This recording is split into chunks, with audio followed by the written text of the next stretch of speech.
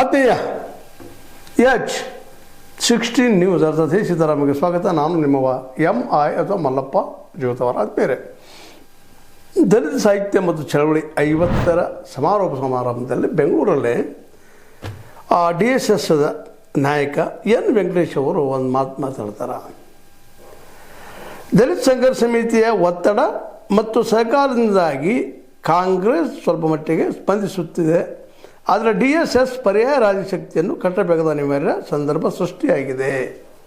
ಈ ಮಾತನ್ನು ಹೇಳ್ತಾ ಇದ್ದಾರೆ ನಮ್ಮ ದಲಿತ ಸಂಘರ್ಷ ಸಮಿತಿಯ ನಾಯಕ ಎನ್ ವೆಂಕಟೇಶ್ ಅವರು.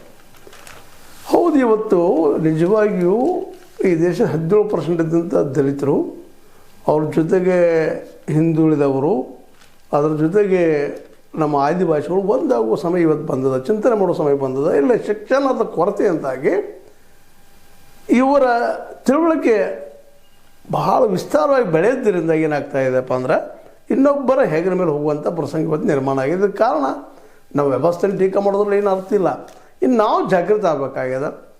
ಹೌದು, ಕಾಂಗ್ರೆಸ್ ಅವರು ಸ್ಪಂದನೆ ಮಾಡ್ತಾ ಇದ್ದಾರೆ. ಇವತ್ತು ಕಾರಣದ ಅವ್ರಿಗೆ ಬೇರೆ ಆಗಿಲ್ಲ. ಇವತ್ತು ರೈಟ್ ವಿಂಗದ ಜನ ತಮ್ಮ ಶಕ್ತಿ ಹೆಚ್ಚು ಮಾಡಿಕೊಂಡು ನಿಧಾನಕ್ಕೆ ತಮ್ಮ ಸುತ್ತಮುತ್ತಲೆಲ್ಲ ದಲಿತರಿರ್ಬೋದು, ಆದಿವಾಸಿಗಳಿರ್ಬೋದು, ಹಿಂದುಳಿದವರಿರ್ಬೋದು, ಅವ್ರನ್ನ ಧರ್ಮದ ಹೆಸರಿನಲ್ಲೋ ಮತ್ತೊಂದು ಹೆಸರಿನಲ್ಲೋ ಆಪೋಷಣೆ ಮಾಡೋದು ತಮ್ಮ ಶಕ್ತಿ ಹೆಚ್ಚು ಮಾಡ್ಕೊಳ್ತಾ ಇದ್ದಾರೆ.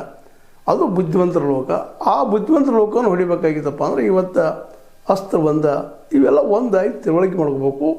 ಆ ತಿಳುವಳಿಕೆ ಅಂದರೆ ಇದು ಏನಪ್ಪ ಅಂದ್ರೆ ನಮ್ಮಲ್ಲಿ ಅಧಿಕಾರಿದ್ರು ಏನು ಬೇಕಾದ್ರೆ ಮಾಡಲಿಕ್ಕೆ ಸಾಧ್ಯದ. ಜೊತೆಗೆ ಇನ್ನೊಂದು ಮಾತನ್ನು ಗಮನಿಸಬೇಕಾಗಿದೆ, ಇವರು ನಿಮ್ಮ ಜೊತೆಗೆ ಕೇವಲ ದಲಿತರು ಹಿಂದುಳಿದವರು ಅಷ್ಟೇ ಅಂತಲ್ಲ, ಇಲ್ಲಿ ರೈತರನ್ನು ಸಹಿತ ನೀವು ಜೊತೆಗೂಡಿಸ್ಬೇಕಾಗ್ಯದ. ಹೌದು, ಇಲ್ಲಿ ಜಾತಿ ವ್ಯವಸ್ಥೆ ಇರುತ್ತೆ, ಜಾತಿ ವ್ಯವಸ್ಥೆಯಿಂದಾಗಿ ಒಡಕುಗಳಿದ್ದಾವೆ. ಆ ಒಡಕುಗಳನ್ನ ಮೀರಿ ಇವತ್ತು ನಾವು ನಿಲ್ಲಬೇಕಾಗ್ಯದ. ನಿಲ್ಲೋದು ಯಾವಾಗ ಅನ್ನೋದಂಥ ಪ್ರಶ್ನೆ. ಇವತ್ತು ಎಲ್ಲರೂ ರೈತರ ಪರವಾಗಿ ಇವತ್ತು ಮಾತಾಡೋಂಥ ನಾನು ನೋಡ್ತಾ ಇದ್ದೀನಿ ಸಾಕಷ್ಟು. ಇವತ್ತು ಇತ್ತೀಚೆಗೆ ಶಶಿಕಾಂತ್ ಗುರೂಜಿ ಅಂತೇಳಿ ಒಬ್ಬ ಒಳ್ಳೆಯ ವಾಗ್ಮಿನೂ ಹೌದು, ಅದಕ್ಕಿಂತ ಮುಖ್ಯವಾಗಿ ಒಳ್ಳೆಯ ಅಭ್ಯಾಸಕರು ಹೌದು, ಅವ್ರ ಜೊತೆಗೆ ಚುನಾಪ